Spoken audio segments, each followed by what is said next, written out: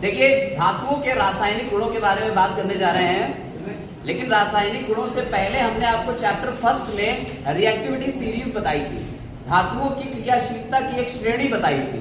ठीक है, उस श्रेणी को हम यहाँ लिख रहे हैं और उसको ध्यान से देखिएगा, उसी से सारा काम चल रहा है, सारी रिएक्शन उसी के ऊपर है। ठीक, जितनी भी धातुएं किसी भी चीज से क्रिया कर रही हैं वो सब रिएक्टिविटी सीरीज से ही गवर्न हो रहा है। तो देखिए सबसे पहले आपको रिएक्टिविटी सीरीज याद होना चाहिए। ठीक है, potassium, sodium, calcium, magnesium, aluminium, ठीक है, फिर zinc, iron, lead, hydrogen, copper, mercury, silver और gold. Potassium, sodium, calcium, magnesium, aluminium, zinc, iron, lead, hydrogen, copper, mercury, silver, aluminium और गोल्ड। सॉरी, सिल्वर और गोल्ड। ठीक है, समझ में आगे बात है नहीं? तो आप ये देखिए, ये आपकी रिएक्टिविटी सीरीज है। अब इसी से सारी चीजें चलेंगी। ये क्या है? क्रियाशीलता श्रेणी। इसमें धातुएं जो रखी गई है ऊपर, ये सबसे अधिक क्रियाशील है, धातुएं जो नीचे रखी गई है वो सबसे कम क्रियाशील हैं। अधिक क्रियाशील से कम क्रियाशील की तरफ बढ़ेंगे। एक एक करके बात करते रहेंगे और इसको हम पूरा डिस्कस करेंगे, सारे के सारे धातुओं के गुण। ठीक है, कौन से? रासायनिक भौतिक गुणों की बात हमने कर ली, धातु अधातु के। यहां हम बात करेंगे धातुओं के रासायनिक गुणों की बात। ठीक, तो पहला गुण जो है वो है धातुओं का दहन। सबसे पहली बात है धातुओं का दहन। और दहन एक ऐसी प्रक्रिया है जिसमें ऑक्सीजन का भी प्रयोग होता है। ठीक है, ठीक, बर्निंग ऑफ मेटल्स, इसमें ऑक्सीजन का भी प्रयोग होगा। जब ऑक्सीजन का प्रयोग हो रहा है तो हम इसे ये भी कह सकते हैं ऑक्सीजन के साथ अभिक्रिया। इसे क्या लिख सकते हैं? ऑक्सीजन के साथ अभिक्रिया। तो देखिए भाई, जब भी ऑक्सीजन के साथ अभिक्रिया होगी, इसी को लिख सकते हैं हम क्या? ऑक्सीजन के साथ अभिक्रिया। ठीक है, ऑक्सीजन के साथ अभिक्रिया, रिएक्शन विद ऑक्सीजन। जब भी ऑक्सीजन के साथ अभिक्रिया होगी तो धातु जो होती है वो ऑक्सीजन के साथ अभिक्रिया करके, हम ऑक्सीजन को ऐसे लिख रहे हैं, ऑक्सीजन के साथ अभिक्रिया करके क्या बनाती है? धातु ऑक्साइड बनाती है। क्या बनाती है? धातु ऑक्साइड बनाती है। ठीक है, जितने भी धातु हैं, अब आप में ऑक्सीजन है उसके साथ क्रिया करेंगे, धातु ऑक्साइड बना लेंगे। जैसे आपने चांदी देखी है, चांदी को जब खरीद के लेके आते हैं तो बड़ा अच्छा उसका कलर होता है, लेकिन कुछ दिन बाद वो उसके ऊपर काली काली सी कालिक आ जाती है। वो कालिक नहीं है, वो चांदी का ऑक्साइड है। ठीक है, तो इसी में हम आपको एग्जाम्पल बता रहे हैं। पहला, आयरन जब ऑक्सीजन के साथ क्रिया करेगा या जलेगा, आयरन को गर्म करेंगे, बहुत ज्यादा जब गर्म करेंगे, आयरन ऐसे तो जलता नहीं, पहली बात बताते हैं, आयरन ऐसे जलता नहीं। लोहा का जलता है, लेकिन क्या करें, अगर उसकी हम बिल्कुल बुरादा बना दें, बारीक बारीक, और उसको हम किसी जलती हुई चीज के ऊपर डालें तो उसमें वो जलना शुरू कर देगा, छोटे छोटे चूरा। तो चूरा तो जल जाएगा। वो कैसे उसमें क्रिया होगी देखिए, 4 टाइम्स ये ले लिया, 3O2, 2Fe3O2। समझ में आएगा क्या? नहीं? तो ये रिएक्शन हो गई, क्या बना ये? Iron oxide. इसे क्या कहते हैं हम? Iron oxide. लिख लीजिएगा इसमें नीचे, आयरन ऑक्साइड। ठीक है, दूसरा, अगर मैग्नीशियम क्रिया करे ऑक्सीजन के साथ में तो क्या बना देगा? Magnesium oxide. अब बैलेंस करने के लिए इधर 2 लेना पड़ेगा, 2, और इधर भी 2 लगाना पड़ेगा, 2Mg। मैग्नीशियम ऑक्साइड बन गया। कॉपर अगर क्रिया करेगा, Cu की ओर से करेंगे तो क्या बन जाएगा? कॉपर ऑक्साइड, है ना? इसको भी बैलेंस करेंगे तो 2 से लेंगे, इधर भी 2 लगा देंगे तो बैलेंस हो जाएगा, कॉपर ऑक्साइड बन जाएगा। यही काले रंग का होता है, इसी को क्या कहते हैं? काले रंग का जो है इसे कहते हैं कॉपर, इसका नाम है कॉपर सेकेंड ऑक्साइड। ठीक है, इसे कहते हैं कॉपर सेकेंड ऑक्साइड, ये इसका नाम हो गया। ये कैसी है? ये काले रंग का होता है। कैसा रंग का है? काले। समझ में आ गई बात या नहीं? ठीक, अब ये तो हो गए इनके ऑक्साइड्स। ऑक्साइड्स की प्रवृत्ति क्या होती है? हमने आपको भौतिक गुणों में भी ये बताया था, धातुओं के ऑक्साइड कैसे होते हैं? क्षारीय होते हैं। धातुओं के ऑक्साइड कैसे होते हैं बेटा? क्षारीय। तो देखते हैं धातुओं के ऑक्साइड क्या सारे ही क्षारीय होते हैं क्या? आइए उसके ऊपर चर्चा कर लेते हैं। क्षारीय है तो कैसे बताएंगे हम कि ये क्षारीय है? अगर ये अम्ल के साथ में क्रिया करें और लवण और जल बना दें तो हमें पता चल जाएगा कि ये क्षारीय है, क्योंकि हमें पता है कि कोई भी चीज जब लवण और जल बना रही है उधर, तो इधर अम्ल और क्षार मिलकर लवण और जल बनाते हैं। इसे कहते हैं न्यूट्रलाइजेशन रिएक्शन, उदासीनीकरण अभिक्रिया। तो उदासीन अगर हो गया है तो ठीक है। तो आइए देखें इसका, क्या ये सारे ऑक्साइड क्षारीय हैं? तो इनमें से कोई एक दो ले लेते हैं और उनकी क्रिया करा देते हैं। ठीक, आइए देखते हैं। सारे ऑक्साइड तो तुम्हारे कैसे हैं? क्षारीय होते हैं। जैसे अभी हम कहें मैग्नीशियम ऑक्साइड है, ठीक, Mg4, ये जब पानी में घुलेगा, ठीक, पानी में जब ये घुलेगा तो क्या बनाएगा? MgOH का वोल्ट बना दिया क्षारीय। मैग्नीशियम हाइड्रोक्साइड, ये क्षार बना दिया इसने। पानी तो न्यूट्रल था, न्यूट्रल के साथ में मिला और क्षार बना दिया। इसका मतलब ये भी क्षार ही था, तभी तो इसने इसको क्षारीय में बदल दिया। तो ये मैग्नीशियम हाइड्रोक्साइड बन गया। मैग्नीशियम हाइड्रोक्साइड बनना क्या है? क्षारीय प्रवृत्ति को दिखाना। तो मैग्नीशियम ऑक्साइड कैसा है? क्षारीय। क्या सभी धातुओं के ऑक्साइड क्षारीय होते हैं? कुछ ऐसे भी हैं जिनमें सभी क्षारीय नहीं है, वो क्षारीय भी अपने आप को बताएंगे और अम्लीय नेचर भी बताएंगे। कुछ धातुओं के ऑक्साइड क्षारीय भी हैं और अम्लीय भी हैं। वो कौन से ऐसे धातु के ऑक्साइड हैं जो क्षारीय और अम्लीय दोनों प्रवृत्ति दिखा रहे हैं? एल्युमिनियम और जिंक। एल्युमिनियम और जिंक। तो यहाँ पे नोट करके लिखिएगा, नोट बना के पॉइंट लिखिएगा। क्या लिखेंगे? एल्युमिनियम तथा जिंक के ऑक्साइड उभयधर्मी होते हैं। उभयधर्मी, उभयधर्मी, उभयधर्मी का मतलब क्या हुआ? एम्फोटेरिक। एम्फोटेरिक वो होते हैं जो अम्लीय भी होते हैं और क्षारीय भी होंगे। ठीक है, क्षारीय, जो अम्लीय भी हैं और क्षारीय भी हैं। उसमें कौन से नाम आ रहे हैं? कौन आया? हमने बताया एल्युमिनियम और जिंक। अब इनके ऑक्साइड, एल्युमिनियम ऑक्साइड क्या होता है? एल्युमिनियम ऑक्साइड का फॉर्मूला होता है Al2O3, ये एल्युमिनियम ऑक्साइड। अब इसका अम्लीय प्रवृत्ति होगी तो ये क्या करेगा? ये किसी क्षार के साथ में क्रिया करेगा, उधर लवण और जल देगा। तो किसी क्षार के साथ में क्रिया करा देते हैं। अगर अम्लीय नेचर देखना है तो पहले अम्ल के साथ में देख लेते हैं कि क्षारीय नेचर है कि नहीं। HCl के साथ करा देते हैं, ठीक है। क्या बनेगा? क्या बन जाएगा? AlCl3 प्लस 3H2, ठीक है। तो देखिए इसने क्या बनाया? ये लवण बना दिया, एल्यूमिनियम क्लोराइड, इसका नाम हो गया एल्यूमिनियम क्लोराइड। लवण बना दिया और जल बना दिया। ये किसके साथ मिला था? ये क्या था? HCl, हाइड्रोक्लोरिक अम्ल था। तो अम्ल के साथ में मिलकर लवण और जल बना रहा है। इसका मतलब ये कैसी यहाँ पे प्रवृत्ति दिखा रहा है? ये क्षारीय प्रवृत्ति दिखा रहा है, ठीक है। और ये हो गया अम्ल, क्षारीय है, अम्ल के साथ में मिलकर लवण और जल बना देता है, ठीक। दूसरा, अगर यहाँ पे कहा जाए कि अगर ये अम्लीय प्रवृत्ति दिखाएगा तो क्या करें? क्षार के साथ में करें।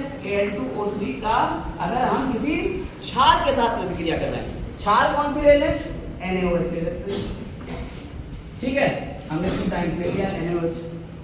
अब जरा देखिएगा, बहुत इंपॉर्टेंट चीज, ये शुरुआत में हमने फॉर्मूले याद कराए थे आपको, उसमें से है 2NaAlO2। बताइए इसका नाम क्या है? कोई बताएगा? सोडियम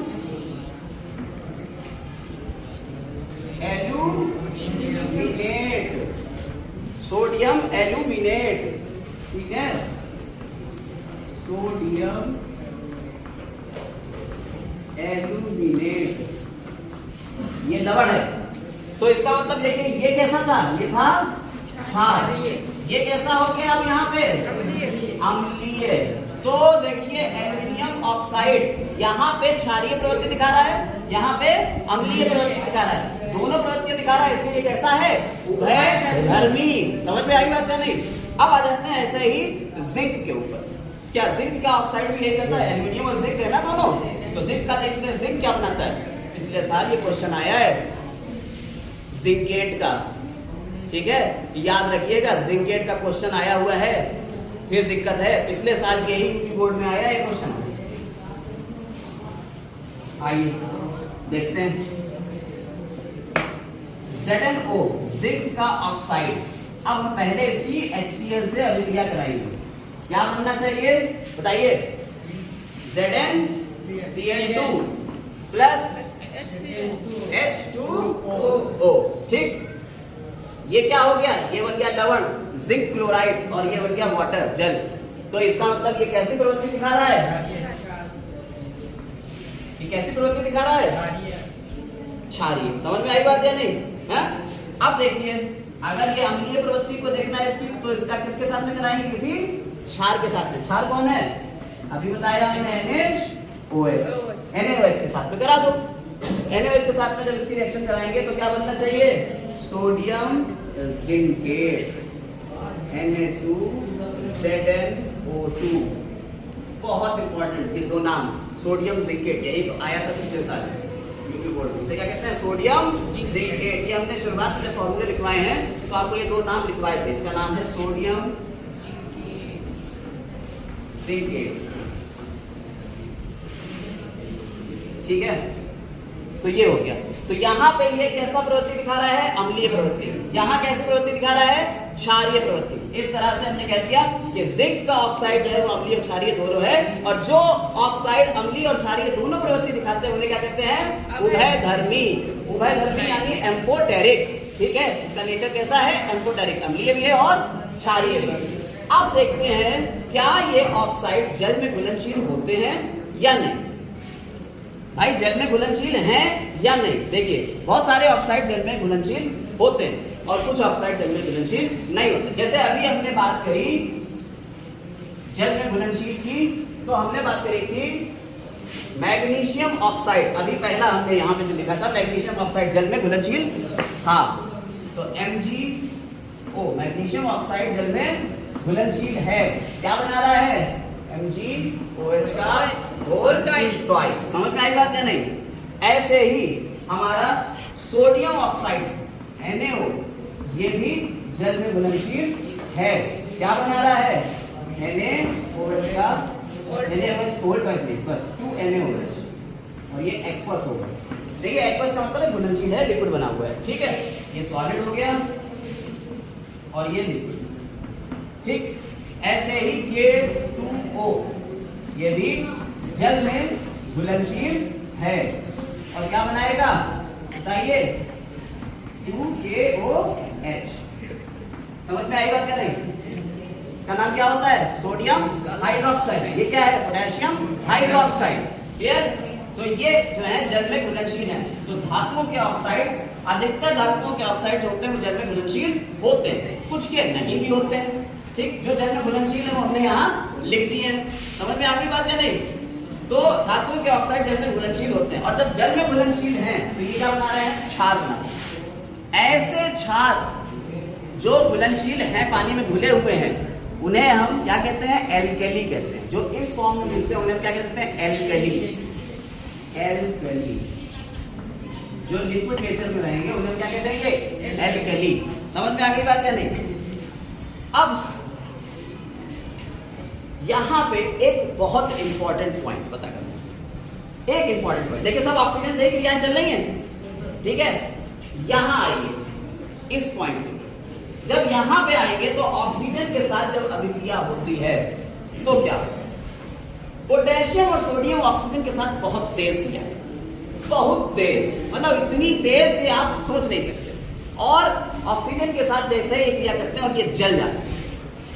ऑक्सीजन के साथ जब ये क्रिया करते हैं तो क्या निकलती है? ऊष्मा निकलती है और ये जल जाती है।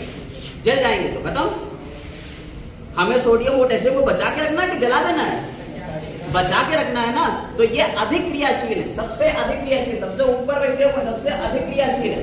तो सोडियम और पोटेशियम को जलने से बचाने के लिए हम इन्हें केरोसिन, केरोसिन में पानी में रख देना बचुआ। पानी तो ये और तेज क्रिया करेंगे, ये कैरोसिन मिट्टी का तेल कहलाता है, कैरोसिन ऑयल। तो कैरोसिन यानी मिट्टी के तेल में इसको रखा जाता है, किसको? पोटेशियम और सोडियम को। क्यों? क्योंकि ये अत्यधिक क्रियाशील होते हैं। समझ में आ गई बात? अब आते हैं इसके नीचे। यहां तक हम लोगों ने बात कर ली, एल्यूमिनियम, जिंक, आयरन तक बात कर ली, यहां तक बात कर ली थी। ये भाई साहब जो है ये ऑक्सीजन के साथ क्रिया नहीं करेंगे। देखिए हमने बता दिया ये बहुत तेज क्रिया करेंगे। ये जो क्रिया कर रहे हैं इन्होंने ऑक्साइड बना दिया, कैल्शियम ऑक्साइड CaO बना देगा, magnesium oxide, aluminium oxide, zinc oxide, iron oxide. ठीक, ये सारी क्रियाएं हमने आपको अभी दिखा दी। लेड, हाइड्रोजन, कॉपर ये सब जो है ऑक्सीजन के साथ में क्रिया नहीं करते हैं। ठीक है, समझ में आई बात या नहीं? तो आयरन को क्या करते हैं? आयरन की बात अगर की जाए, ये जो आयरन गर्म करने पर जलता नहीं है, लेकिन इसका जो चूर्ण है उसे जलते हुए बर्नर पे अगर डालोगे तो क्या होगा? वो जल जाएगा। ठीक है, कॉपर को गर्म करने पर ये नहीं जलता है। कॉपर CuO अभी दिखाया था, वो नहीं जलेगा, लेकिन क्या होगा? काले रंग की उसके ऊपर परत चढ़ जाएगी और ये परत क्या करती है? इसको आगे के कोरोजन से बचाती है। ऑक्सीजन अधिक ताप पर भी सिल्वर और गोल्ड ऑक्सीजन के साथ अभिक्रिया नहीं करते। कौन? सिल्वर और गोल्ड। ये है Ag सिल्वर और ये है Au गोल्ड। ये ऑक्सीजन से क्रिया नहीं करेंगे अधिक ताप पर भी। और जब अधिक ताप पर भी ये इससे क्रिया नहीं कर रहे हैं तो इसीलिए इसके आभूषण बनाए जा रहे हैं। आप लोग जो आभूषण बनाते हो उसमें क्या होता है? सिल्वर के ही तो होते हैं, चांदी का और सोने का। क्यों? क्योंकि उसमें क्रियाशीलता नहीं होती है ऑक्सीजन से, तो उसमें कभी भी उनका रंग फेड नहीं पड़ेगा, उनका रंग है वो नहीं फेड होता है। और अगर फेड हो रहा है तो सिल्वर ऑक्साइड बन रहा है, उसके ऊपर हल्का सा घिसेंगे और फिर साफ हो जाता है, देखा होगा। तो इनका रंग कभी फेड नहीं होता है। तो ऑक्सीजन से सारी क्रियाएं हमने आपको बता दी। ठीक, अब हम लोग चलते हैं आगे। और क्रियाशीलता में एक पॉइंट यहां पे आप देख रहे हैं, सबकी क्रियाशीलता ऊपर से लेकर नीचे तक कैसी हो रही है? कम होती जा रही है। आपकी बुक में एक छोटा सा लिखा हुआ क्रियाशीलता की घटता क्रम। घटता क्रम क्या है? सोडियम, फिर उसके बाद कैल्शियम, फिर उसके बाद मैग्नीशियम, फिर एल्यूमिनियम और फिर जिंक। आप देख लीजिए यहाँ सोडियम, फिर कैल्शियम, मैग्नीशियम, एल्यूमिनियम और जिंक, ये घटता क्रम है। ऑक्सीजन के साथ में सबसे तेज ये क्रिया करेगा, सबसे धीमे ये क्रिया करेगा। समझ में आ गई बात या नहीं? कोई दिक्कत नहीं? ऑक्सीजन के साथ में तो क्रियाएं हो गई। अब बात आती है धातुओं की जल से क्रिया, और बड़ा इंपॉर्टेंट टॉपिक है ये। तो हो गया ना पूरा, लिखते चलिएगा, अपने बुक में लिख लीजिएगा, देख लीजिएगा वापस से वीडियो और उसमें लिख लीजिएगा। अब धातुओं की क्रिया जल के साथ होती है। जल के साथ में जब धातुओं की क्रिया होती है तो ये बनाते हैं हाइड्रो ऑक्साइड। ऑक्सीजन के साथ में क्या बना रहे थे? ये ऑक्साइड। जल के साथ में भी क्रिया होगी तो क्या बनाएंगे? हाइड्रो ऑक्साइड यानी हाइड्रोक्साइड। जल से क्रिया। ठीक, जल से जब क्रिया करती हैं धातुएं तो पहली बात आपको बताते हैं, शुरुआत वाली धातुएं ऊष्माक्षेपी होती है। ऊष्माक्षेपी ऐसी अभिक्रिया, कौन सी अभिक्रिया होती है जो ऊष्माक्षेपी कहलाती है? जिसमें ऊष्मा बाहर निकले। तो जल के साथ जब अभिक्रिया होती है वो कैसी होगी? ऊष्माक्षेपी। ये याद रखिएगा, एक्सोथर्मिक। एक्सोथर्मिक। जब भी ऑक्सीजन वाटर के साथ में रिएक्शन होगी तो ये एक्सोथर्मिक। याद रखिए अब कैसे होगी। सोडियम और पोटेशियम बहुत तेज है, ये बहुत तेज है, ये तुरंत वाटर के साथ में जाकर क्रिया करेंगे बहुत तेज। कैसे करेंगे देखिए। सोडियम था Na, वाटर के साथ में क्रिया करता है, ठीक है, क्या करेगा? और पोटेशियम, पहले पोटेशियम है ना, K प्लस H2, ये सॉलिड फॉर्म में होगा, सॉलिड होगा। और वाटर कैसा है? लिक्विड फॉर्म में है, ठीक है। उसके साथ में ये अभिक्रिया करना है, बना देंगे 2KOH, 2 टाइम्स लेंगे 2KOH बन गया, ठीक। कैसा बना है? Aqueous plus H2, gas form. कौन निकल गई? Hydrogen gas. और यहाँ पे इसके साथ में आगे हम थोड़ा सा ऐसे छोटा करके लिख रहे हैं, आगे क्या होगा इसमें? Plus H2O plus heat. हमने बताया ऊष्माक्षेपी, ऊष्मा तो निकलेगी, यहाँ हीट निकली, गर्मी निकली, बहुत गर्म हो गया माहौल। इधर देखिए 2NaOH, कैसा होगा? ये भी एक्वस होगा, ठीक है, प्लस H2, गैस निकल रही है, प्लस हीट। यानी आप देखिए जब कभी भी धातु वाटर से क्रिया कर रही है, क्या बना रही है? हाइड्रोक्साइड बना रही है और हाइड्रोजन गैस निकल रही है। कौन सी गैस निकल रही है बेटा? Hydrogen gas. हाइड्रोजन गैस सबसे ज्यादा फ्लेमेबल, ज्वलनशील होती है। अगर उसे हल्की सी, जितनी उसे चाहिए उतनी हीट मिल गई, वो जल जाएगी। इसीलिए आप लोगों को ये स्कूल में भी अपना एक्सपेरिमेंट करके दिखा देते हैं टीचर लोग। क्या करते हैं, वो सोडियम लेते हैं और थोड़ा सा पानी लेते हैं, उसमें सोडियम फेंकते हैं, दूर से फेंकेंगे, पास जाएंगे तो दिक्कत है, दूर से फेंकेंगे, जैसे फेंकते हैं वो पानी से रिएक्शन करता है, हाइड्रोजन आता है, हाइड्रोजन जाती है जल, तो पटाखे की आवाज आती है, पटाखे होने लगते हैं। देखा है आपने? संदीप सर करके दिखाते हैं आपने? नहीं? चलिए कोई नहीं, अगर कोई आपको यूट्यूब वगैरह पे भी दिखता है तो यही काम हो रहा है। उसमें क्या हो रहा है, वो हाइड्रोजन गैस जो है वो हीट के साथ में रिएक्शन कर रही है, हीट से जल जा रही है और जल के वो पटाखे बनाते हैं। वही आपको दिख रहा है कि उन्होंने डाला थोड़ा सा पानी में और पटाखे ऐसे फूटने लगे। समझ में आई? बहुत ज्यादा डालते हैं तो पूरा ब्लास्ट हो जाएगा, सोडियम इतना ज्यादा होता है। ठीक है, तो ये तो हो गई कैसी, बहुत तेज रिएक्शन करते हैं किससे? नॉर्मल वाटर, ठंडे पानी से ही क्रिया कर लेंगे।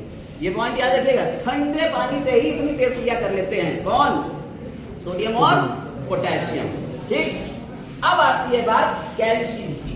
ठीक है, कैल्शियम कैल्शियम जो होता है वो ठंडे के पानी के साथ में क्रिया करता है, लेकिन उतनी हीट नहीं निकालता है कि जलने लगे।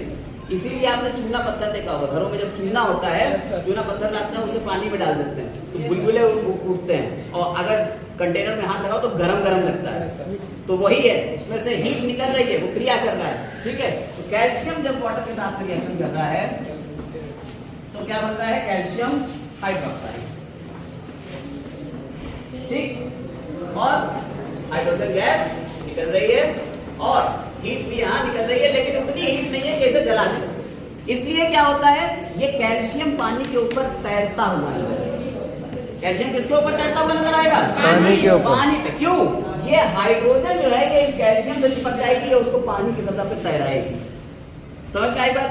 यहाँ जला दे रही है, पटाखे फूट जा रहे हैं, लेकिन यहाँ क्या हो रहा है, यहाँ ये पानी के ऊपर तैराएगी, हाइड्रोजन गैस ऐसे तैरती रहेगी। हल्की होती ना हाइड्रोजन गैस, तो कैल्शियम के साथ में चिपक जाएगी, कैल्शियम ऐसे जब तक कैल्शियम पूरी तरह से वाटर में घुल नहीं जाएगा, वो जितनी हाइड्रोजन गैस बना रहा है वो उसको तैरा रहा है। समझ में आई बात या नहीं? क्वेश्चन पूछा जाए क्यों कैल्शियम तैरता रहता है, बता दोगे? वो हाइड्रोजन गैस बनाता है और ये हाइड्रोजन गैस इस कैल्शियम के साथ में मिलकर उसे पानी की सतह पर तैरने में मदद करती है। ठीक, आते हैं अब यहां तक तो बात हो गई ठंडा पानी। कैसा पानी है ये? ठंडा पानी। ठंडे पानी के साथ में ये क्रियाशीलता दिखा रहा है। ये ठंडे पानी के साथ में क्रियाशीलता नहीं दिखाएगा मैग्नीशियम। तो मैग्नीशियम क्या कर रहा है? मैग्नीशियम गर्म पानी के साथ में अभिक्रिया करता है। मैग्नीशियम क्या करता है? गर्म पानी के साथ में अभिक्रिया करता है। ठीक है, ये जो है गर्म पानी क्या बनाएगा? Magnesium oxide, MgOH hydroxide. ठीक है, aqueous plus H2 gas, magnesium hydroxide और गैस। सेम यही चीज इसमें भी है, हीट यहां भी निकलेगी लेकिन उतनी नहीं होगी कि जला दे। तो यहां पे भी हाइड्रोजन जो है वो इसके साथ में चिपक जाएगा और इसको तैराएगा। तो ये दोनों तैरेंगे, क्यों?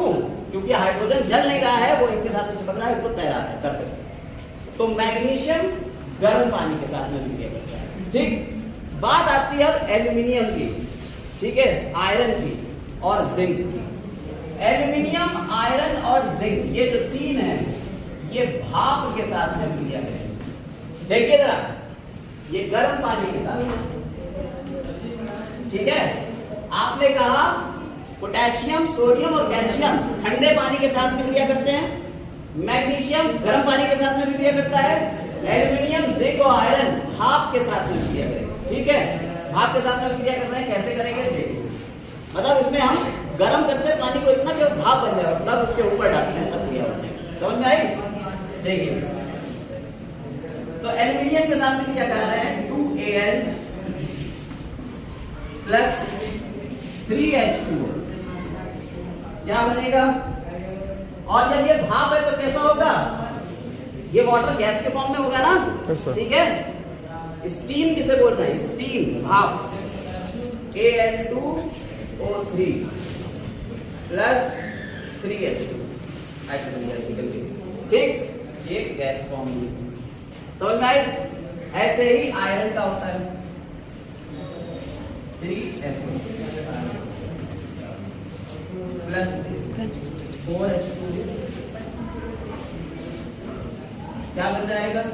Fe3O4 सॉलिड होगा और 4H2 बन जाएगा गैस।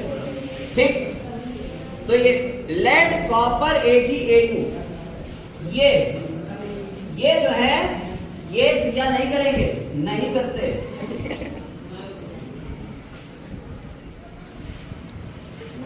ठीक है, किससे?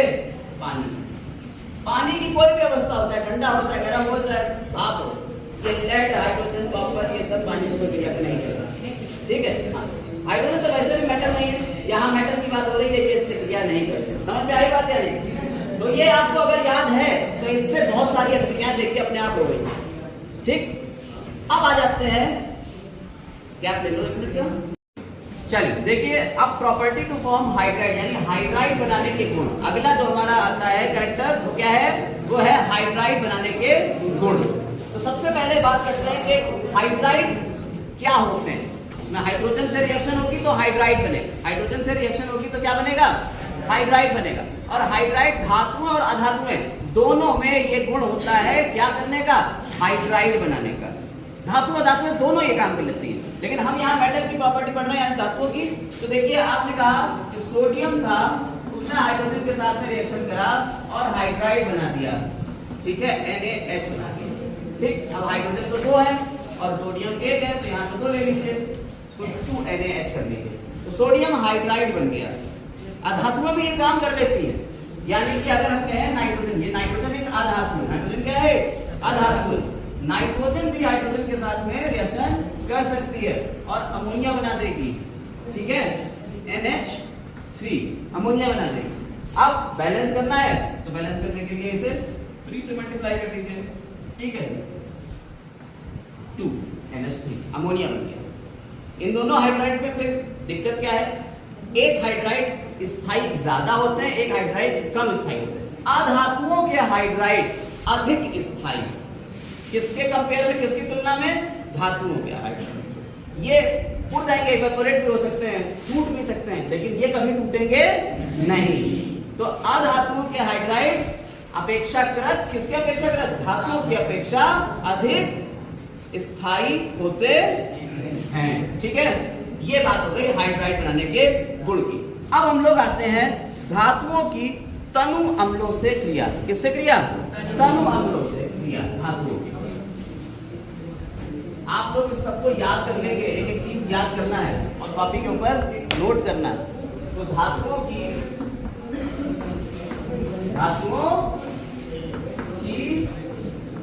तनु अम्लों से क्रिया। देखिए, जब भी धातुओं की तनु अम्लों से क्रिया हो, डाइल्यूट एसिड से, कोई भी धातु है, जैसे मान लीजिए आपकी सोडियम थी, सोडियम में डाइल्यूट एसिड है HCl। ठीक है, ये तनु अम्ल है, तनु हाइड्रोक्लोरिक अम्ल HCl। इसके साथ में क्रिया करेंगे, क्या बनेगा? NaCl और क्या निकल जाएगा? हाइड्रोजन गैस निकल जाएगी। नॉर्मली ये काम होता है, सभी धातुएं करती है। ठीक है, जैसे Zn भी कर दो, तो जिंक की HCl से कर दो, क्या हो जाएगा? ZnCl2 plus H2 hydrogen gas फिर निकल गई। अब फिर यहाँ पे बैलेंस करना होगा, बैलेंस करने के लिए यहाँ पे 2 टाइम्स ले लीजिए, ये भी 2 टाइम्स ले लीजिए। ठीक है, समझ में आई बात या नहीं? तो ये हो गया, यहाँ पे 2 से करना पड़ेगा, 2NaCl हो गया है, क्लियर है? ऐसे ही यहाँ पे, तो यहाँ पे तो सही है। लेकिन अब देखिए, यानी कि जब भी हाइड्रोजन होगा, इसके ऊपर वाली धातुएं सब हाइड्रोजन को तो निकाल देती है। क्या कॉपर की हो सकती है HCl से रिक्रिया? बताइए। कॉपर आता है हाइड्रोजन के नीचे, तो रिएक्टिविटी सीरीज में कॉपर जो है वो हाइड्रोजन के नीचे आता है, इसलिए कभी भी कॉपर की अम्लों से क्रिया नहीं होगी, HCl से क्रिया नहीं हो सकती। क्यों नहीं हो सकती है? क्योंकि ये कॉपर इस हाइड्रोजन को डिस्प्लेस नहीं कर पाएगा। ये नहीं कर पाएगा तो क्या क्रिया होगी? प्रतिक्रिया नहीं होगी। समझ में आई बात या नहीं? क्यों? क्योंकि कॉपर हाइड्रोजन से कम क्रियाशील है। कॉपर क्या है? हाइड्रोजन से कम क्रियाशील है, इसलिए ये क्रिया नहीं होगा। अच्छा, अब बात आती है एक और अम्ल की।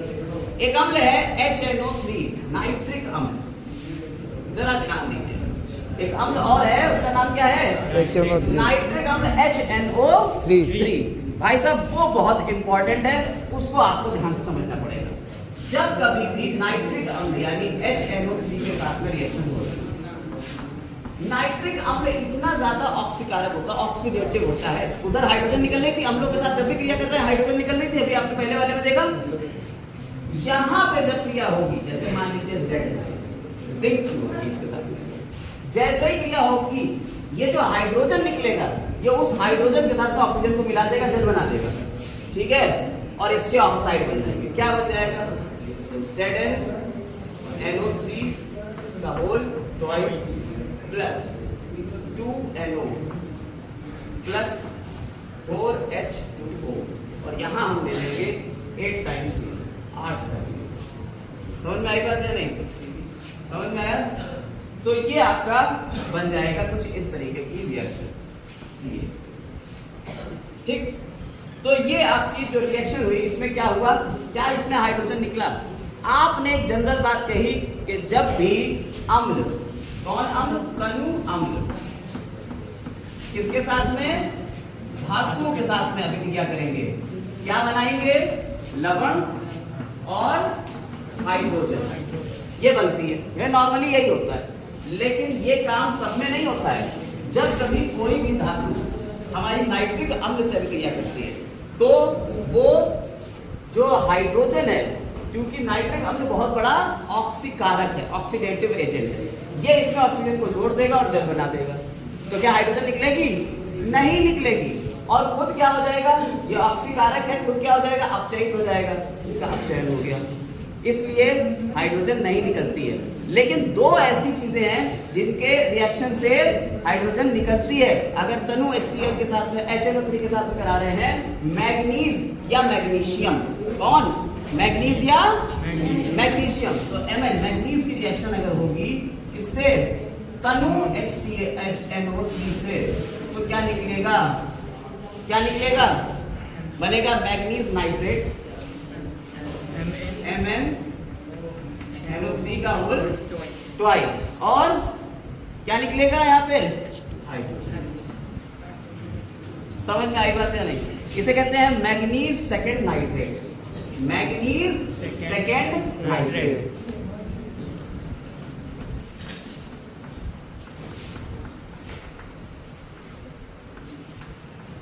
तो याद रखिएगा, चाहे मैग्नीज हो चाहे मैग्नीशियम हो, ये दोनों रिएक्शन करवाएंगे HNO3 के साथ में। ये क्रिया आपको याद होना चाहिए। लेकिन बाकी कोई भी हाइड्रोजन नहीं, क्रिया तो करेगा लेकिन हाइड्रोजन नहीं निकालेगा। क्यों नहीं निकालेगा? उसका कारण हमने आपको बता दिया। हाइड्रोजन क्यों नहीं निकलेगी? क्योंकि नाइट्रिक अम्ल एक ऑक्सीकारक है, जिसकी वजह से वो जो हाइड्रोजन है वो वाटर में बदल जाएगी। पानी में बदल गई तो फिर हाइड्रोजन तो रही नहीं, तो निकलेगी कैसे? ठीक है, अगली बात करते हैं कुछ और लवणों के साथ। धातु के लवण भी बनते हैं। जैसे आपने कह दिया धातु का लवण है, कोई भी लवण मान लो धातु का, जैसे कॉपर सल्फेट है, कॉपर धातु है, इसका लवण बन जाएगा, सल्फ्यूरिक अम्ल के साथ में क्या होगा? कॉपर सल्फेट बन जाएगा। तो धातुओं के लवण के साथ अगर किसी दूसरी धातु की अभिक्रिया हो रही तो क्या होगा? ठीक है, अन्य धातु लवणों के विलयन के साथ, अन्य धातु लवणों के विलयन के साथ,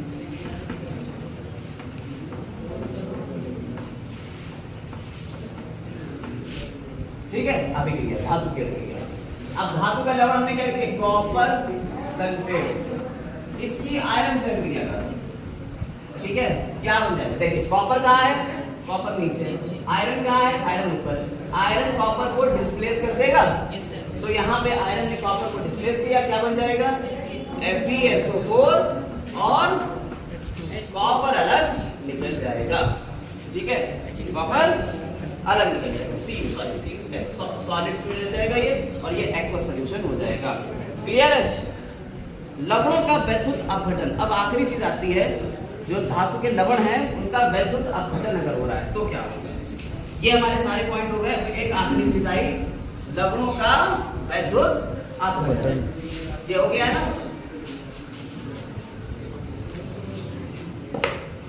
लवणों का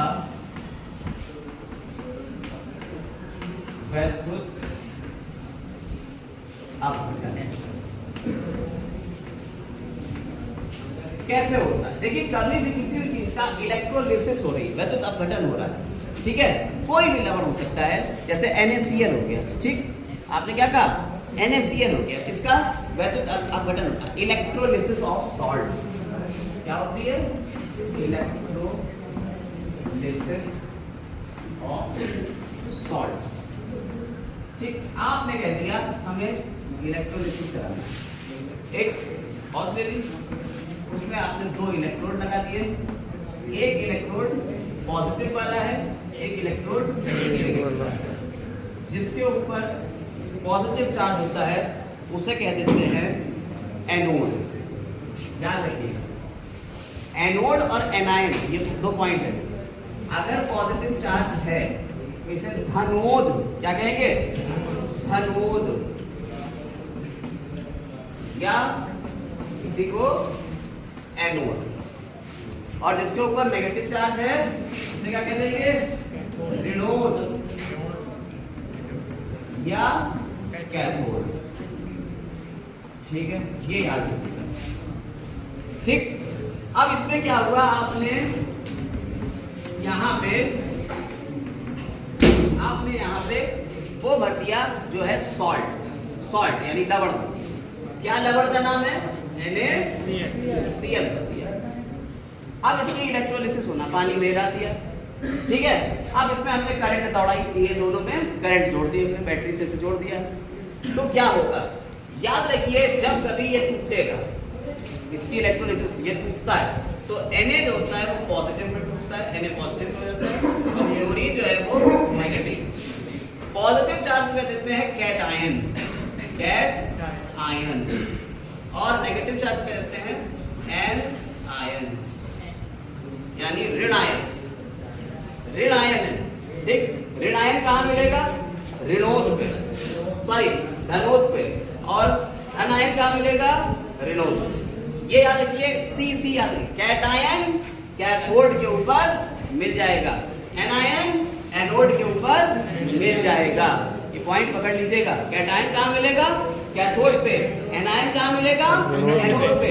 कब, जब इसकी इलेक्ट्रोलिसिस होगी, विद्युत अपघटन होगा, जब इसमें करंट डाली जाएगी तो ये टूट जाएगा, एक कैथोड की तरफ चला जाएगा, एक एनोड की तरफ। यानी कि अगर आपको क्लोरीन गैस चाहिए तो क्लोरीन गैस कहाँ मिलेगी आपको, कैथोड के ऊपर यानी धनोद के ऊपर। हाइड्रोजन सोडियम चाहिए मेटल कहाँ मिलेगा, कैथोड के ऊपर। समझ में आई बात या नहीं, यहाँ आपको सोडियम मिलेगा, यहाँ क्लोरीन गैस निकल रही होगी। क्लियर है, कोई दिक्कत इसमें नहीं। इसी के साथ में आपकी सारी केमिकल रिएक्शंस धातुओं की खत्म होती है, पूरा धातुओं की केमिकल रिएक्शंस यानी कि रासायनिक गुण खत्म हो जाते हैं। बहुत इंपॉर्टेंट था, जिसमें ये मेन चीज थी, आपको अगर ये याद है तो आधे से ज्यादा आपके केमिकल रिएक्शंस ऐसे ही हो जाना है, ठीक।